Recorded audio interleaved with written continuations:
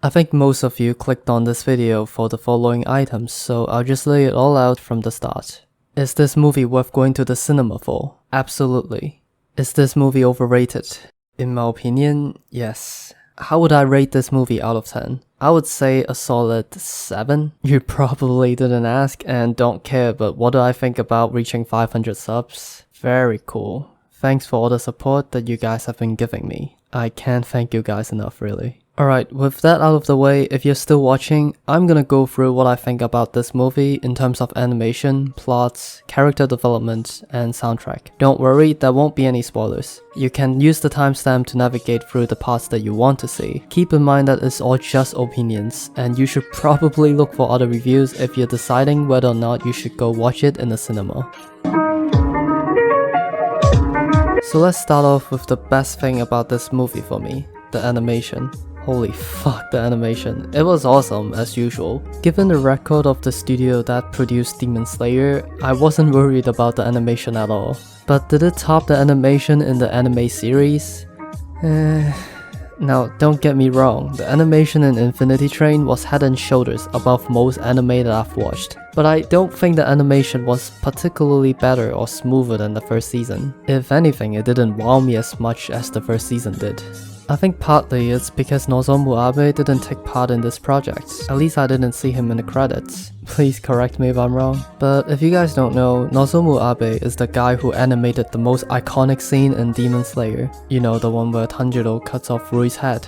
He also made iconic scenes from other anime such as Sword Art Online or the Heaven Field scenes. Another reason I think it didn't wow me is because this anime just spoiled me too much. In the first season, I was taken aback so much by the sheer quality that it left such a strong impression on me. And when I heard that they are going to make a movie out of it, my expectations were off the roof. So I'm here to tell you guys not to make the same mistake that I did. Don't expect it to be like 2 times better than the series, because it's just not a realistic goal. The animation is still good, just as good as the original series, and it looks even better on the big screens in cinema. Unlike Your Name or Silent Voice, it's not essential to see it on a big screen, but it definitely enhances the experience. Another reason to watch it in the cinema would be to support the animators of the series. I'm guessing most of you watch anime on free animate sites, so it's good to show your support towards these amazing animators that works 12 hours a day, creating literal artworks that define our modern age.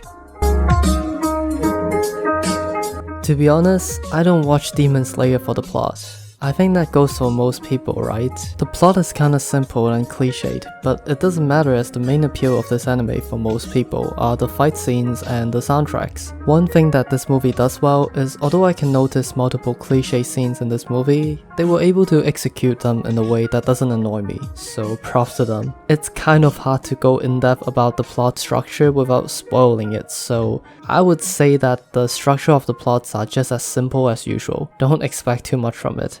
If there's one thing that I have to nitpick about Demon Slayer and the movie, is the fact that the source material is just too bland for my taste. I feel like Ufotable, which is the studio that made this anime, can take many other manga series and elevate them to similar levels. That is, if you don't take into account that Demon Slayer's unique art style allowed the anime to fully express its personalities. When Ufotable finds an anime that has depth and good plots, the anime immediately turns into a masterpiece. This can be seen from the Fate Stay Night Heaven Seal series. Not only do those have remarkable animations, but the plots are also paced properly and complemented with thought-provoking dialogues. Those are some of the things that I find lacking in Demon Slayer. Now you may be expecting me to trash Demon Slayer in this section, but I actually think the way they presented the characters improved in this movie. Characters in the first season of Demon Slayer tend to devote to the roles too much in my opinion. For example, Zenitsu is a crybaby, so he must cry every time we see him on screen. Inosuke is a wild boar, so he must yell every time. Tanjiro is a nice guy, so he must be nice to everything he sees. I know there are exceptions where they have their genuine moments, but that comes quite rarely. And I understand that that's the whole point of developing their personalities, but I think people are much more complicated than that. And to be able to capture the struggle between different ideas, for example, ego and id, that's what makes a show great. Although in this movie, our main characters didn't really change much, besides Seinitsu was a lot less annoying than usual, one of the main focus, Koijuro's character feels much more natural and human than a lot of the other characters introduced in season 1. That being said, the development of the villain was really unremarkable in my opinion. I don't know if it serves a purpose to make the villain so one-dimensional, but I really couldn't care less about that character. Now let's talk about the good stuff, the soundtrack.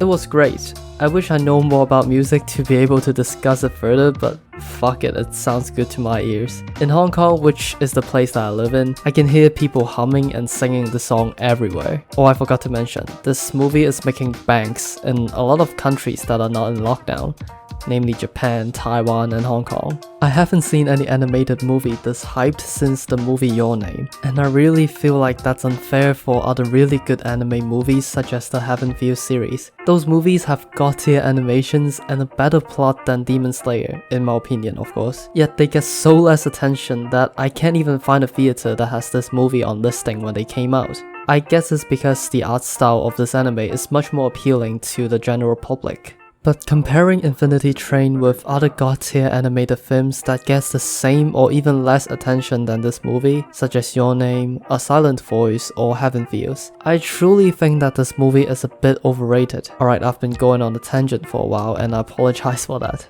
The soundtrack Homura is another song released by Lisa. Many of this anime soundtracks came from this particular artist and almost all of them are great. However, it was not as iconic as the Kamado Tanjiro no Uta music played in the fight with Rui in the first season, which is a song composed and sung by a different artist.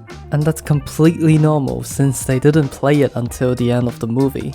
I don't know why they choose to do like this, but I guess they just decided it won't fit well in the earlier scenes. But because of that, the music wasn't as memorable as the other one for me.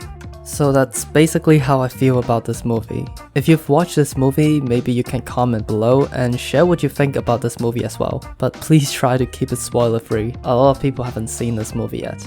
Alright, that's it, and ciao.